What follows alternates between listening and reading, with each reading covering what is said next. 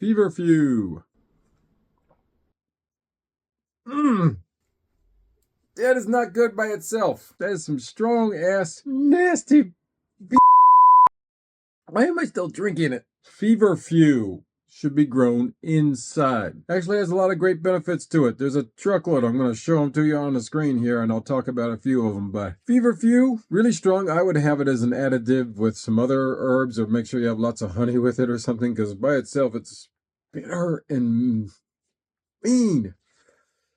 Ugh. Okay, I'm trying to get over that, and I'll talk about the rest of this stuff here. This is a really odd one because it was originally classified as a chrysanthemum. Now it's Tanacetum parthenium, part of the Astriaceae family, which makes sense because it looks very much like a daisy. It definitely belongs in that whole daisy family. But the Greeks called it parthenium. No way to substantiate this, but because it was used as a healing method for a guy who fell off of the Parthenon when it was being built in the 5th century. Yeah, it's a great story, but who knows if it's true or not? Probably not. Now, while it's been used for a great deal of different things, the main thing Feverfew is used for is a painkiller. It was called medieval aspirin during its time. It's gone by lots of different names, actually. Wild chamomile makes sense on that one. Chamomile grande.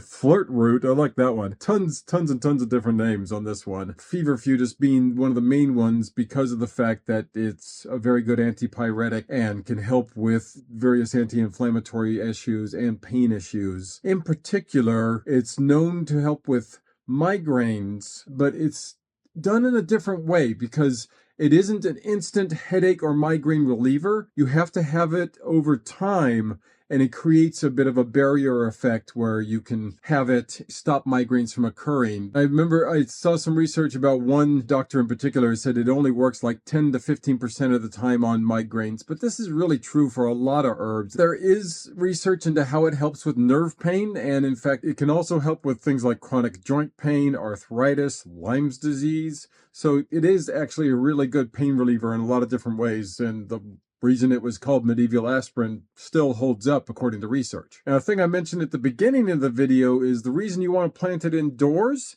is because it actually is a little offensive to bees. So to keep those pollinators hanging around outside around your flowers and stuff like you want to, you don't want the feverfew around because bees don't like it. And it's actually used as an insecticide in other ways as well. Plant it inside if you want to keep those bees hanging out doors, not in your house. There's also a list of side effects to it, but again, this is like with overuse and using it too much. An interesting one is that if you do use it as a migraine reliever, there has been some cases of people having basically rebound headaches after stopping using it over a long period of time. It's not a good one to be chewed or taken orally excessively because it can cause mouth ulcers. You can have it as a tea in that respect, but you can't have it chewed and stuff. But I wouldn't just have it as a tea straight. Like I said, add something to it because by itself, yeah, still. Oh, that's rough. Maybe I just got some bad feverfew, but this is not like chamomile in that sense where you can just have it straight.